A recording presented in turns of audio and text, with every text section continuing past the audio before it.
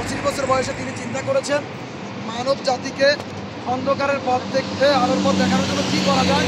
তখন তিনি কী করেছেন, হিলফুল ফুজুল প্রতিষ্ঠা করেছেন।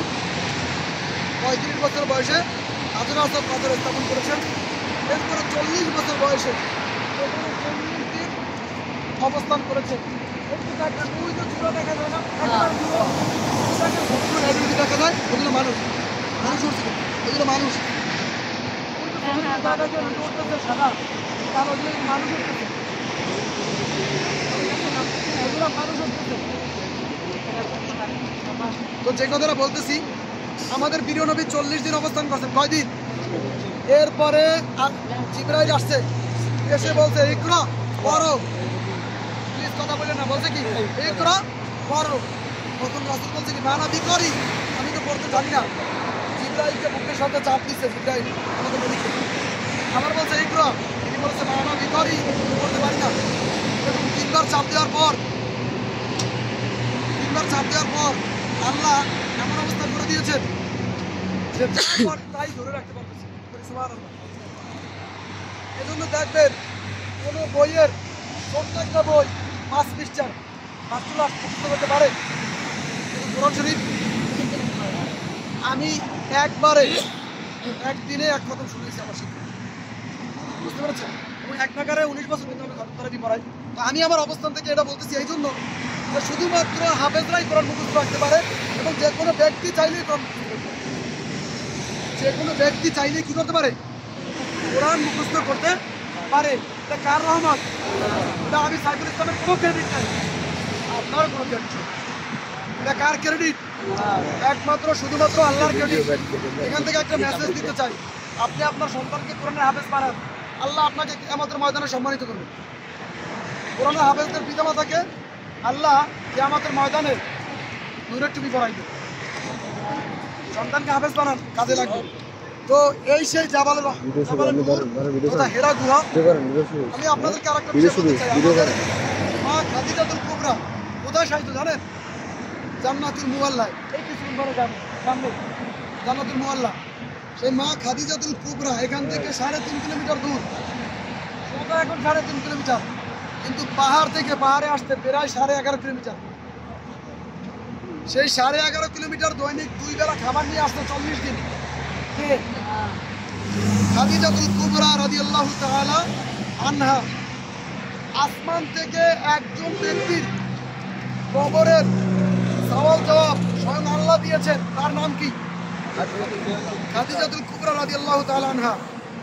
আল্লাহ যখন খাদিজা মারা যাবে, আজরাইলকে পাঠাবে, এর পূর্বে খাদিজা কাঁদতেছিল। কি করতেছিল?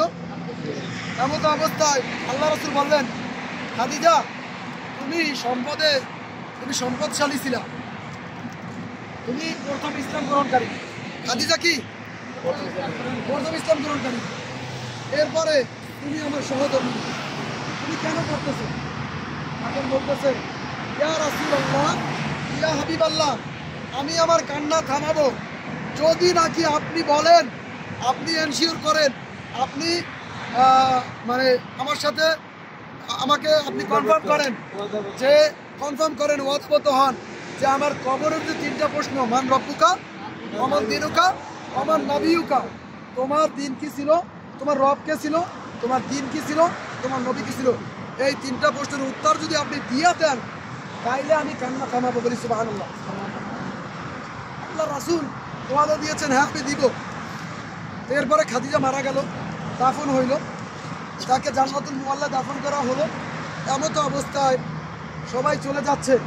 আবু বকর বলতেছে ইয়া রাসূলুল্লাহ, চলেন বাসায় যাই। আল্লাহ রাসূল চোখ থেকে পানি ছেড়ে দিয়ে বলে, আবু বকর আমি তো ওয়াদাবদ্ধ, আমি কিভাবে যাই? আবু বকর কিভাবে যাই? আমি তো খাদিজার সাথে ওয়াদাবদ্ধ।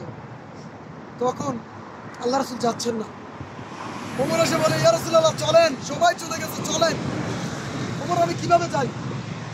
তখন জিবরাইলকে আল্লাহ পাঠাই দিয়ে বললেন, জিবরাইল চলে যাও, গিয়ে বলো স্বয়ং আল্লাহ খাদিজার প্রশ্নের উত্তর দিয়ে দিয়েছে। বলি সুবহানাল্লাহ। খাদিজার সাথে কি জান্নাতে যেতে চান মা বোনরা? তাহলে খাদিজার জীবনে অনুসরণ করতে হবে না?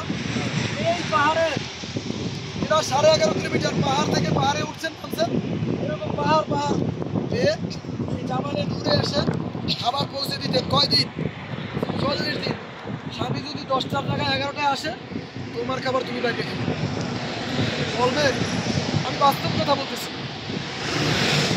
এরকমটা করা যাবে না। স্বামীর আনুগত্য করা ফরজ, নফল নামাজ পড়া জায়েজ নাই স্বামী যদি নিষেধ করে। স্বামীর অনুমতি ছাড়া 1 কিলোমিটার যাওয়া জায়েজ নাই। একটু বোঝার চেষ্টা করেন, অনেক মাসালা বলার দরকার ছিল, সময় নাই, সময় সংক্ষিপ্ত। এই সেই হেরা গুহা, এখানে রাসূল ধ্যানে মগ্ন ছিলেন, এখানে কোরআন নাজিল হয়েছে। খাদিজার অক্লান্ত পরিশ্রমের কারণে খাদিজার প্রশ্নের জবাব আল্লাহ আসমান থেকে দিয়ে দিয়েছে। খাদিজা কি চারটিখানি মহিলা?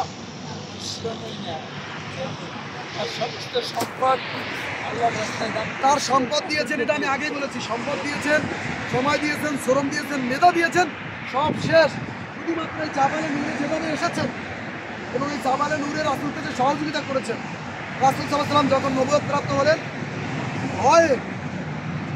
ভয়ে জিবরাইল যে তাকে 3 বার ছুঁতে ধরেছেন, এই ভয়ে তার গায়ে জ্বর উঠছে। বাসায় গিয়ে বলছে, খাদিজা জাম্মিলুনি, আমাকে চাদর দাও, কম্বল দাও। কম্বল দেওয়া হলো। এরপরে তার ভাই, খাদিজার ভাই ওরাকা বিন নওফেল, একজন পাদ্রী, তার কাছে নিয়ে গেল। নেওয়ার পরে ওরাকা বিন নওফেল কি বলছে জানেন? খাদিজা, তুমি যার কথা বলতেছো এবং যেভাবে কথা বলতেছো, এতে সে নিঃসন্দেহে আল্লাহর নবী। সবাই বলে সুবহানাল্লাহ। কিন্তু আমার দুর্ভাগ্য, আমি মনে হয় বেঁচে থাকবো না। আমি যদি বেঁচে থাকি, মুহাম্মদকে যখন হত্যা করতে আসবে, তাইলে আমি নওফেল কি হলো তাকে বাঁচাবো। নওফেল চিনতে পেরেছিল যে এই সেই আল্লাহর নবী। সমাজ হাজিরি, মক্কার কাফেররা সেটা চিনে না। আজকে আমরা হতভাগা মুসলমান, আমরাও চিনি। আমরা কি রাসূলকে চিনি? এই ওমরায় আসছি, সুন্দরভাবে সবকিছু করছি,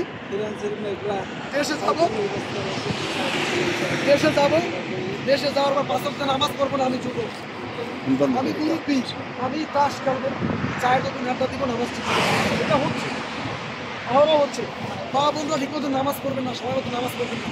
আসুন, কথা আর দীর্ঘায়িত করবো না। আমি শুধু বলতে চাই, এই যে জাবালে নূর, এর পাদদেশে আমরা আসছি, এ সুযোগ করে দিয়েছে। মা বোনরা সিদ্ধান্ত নেন, খাদিজার মতন ত্যাগ করবে, পারবেন? আপনারা যদি, আমি আমার অবস্থান থেকে বলি, যেহেতু আমি এমফিলের ছাত্র, আমি আমার অবস্থান থেকে বলি, খাদিজা যদি ত্যাগ করছে আর 1 লক্ষ ভাগের 1 ভাগ যদি আপনারা করতে পারেন, তাইলেই আপনারা সফল। বুঝতে পেরেছেন? খাদিজার 1 লক্ষ ভাগের 1 ভাগ করেন। হাদিসের মধ্যে আসছে, কিয়ামতের ময়দানে সমস্ত ব্যক্তির আমলনামা 1 পাল্লা দেওয়া হবে। একজন ব্যক্তির আমলনামা 1 পাল্লা দেওয়া হবে, তারপরে তারটা ভারী হবে। সে কে? আবু বকর। সে কে? আবু বকর। অন্য হাদিসের মধ্যে আসছে, সমস্ত ব্যক্তির আমলনামা 1 পাল্লা দেওয়া হবে, আবু বকরের একদিনের আমল 1 পাল্লা দেওয়া হবে, আবু বকরটা ভারী হবে। অন্য হাদিসে আসছে, সমস্ত ব্যক্তির আমলনামা 1 পাল্লা দেওয়া হবে, আবু বকরের 1 মুহূর্তের আমল 1 পাল্লা দেওয়া হবে, আবু বকরটা ভারী হবে। সে আবু বকরের কোন সময়টা জানেন? ওই তো বাবার সুরে গেলাম, ওইখানের শুধুমাত্র 1টা মুহূর্তের আমল। এরা আবু বকরের ঈমান আর আমাদের কিন্তু এক হবে। কিন্তু আমরা যদি সিদ্ধান্ত নেই, আবু বকর যেখানে অবস্থান করেছেন, আমরা মদিনায় আবু বকরের বাড়ি গেছি না, মক্কা আবু বকর বাড়ি জানলাম, ওই যে মক্কা পাওয়ার আবু বকরের বাড়ি। বুঝতে পেরেছেন?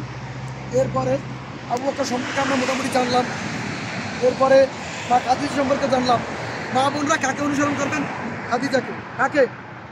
আমরা কাকে ফলো করবো? আমরা পুরুষরা আবু বকর এবং উভয় মিলে রাসূলের আনুগত্য। উভয় মিলে কার আনুগত্য? আল্লাহ আমাদেরকে তৌফিক দান করুন বলে আমিন। আল্লাহ আমাদের জান্নাত হিসাবে কবুল করুন আবার বলে আমিন। আল্লাহ আমাদেরকে জাহান্নাম থেকে মুক্ত করুন বলে আমিন। আমরা একটু যে যার পতন করে এখানে একটু দোয়া করি। সবাই একটু দুরূদ ইব্রাহিম করেন, এরপর একটু দোয়া করি।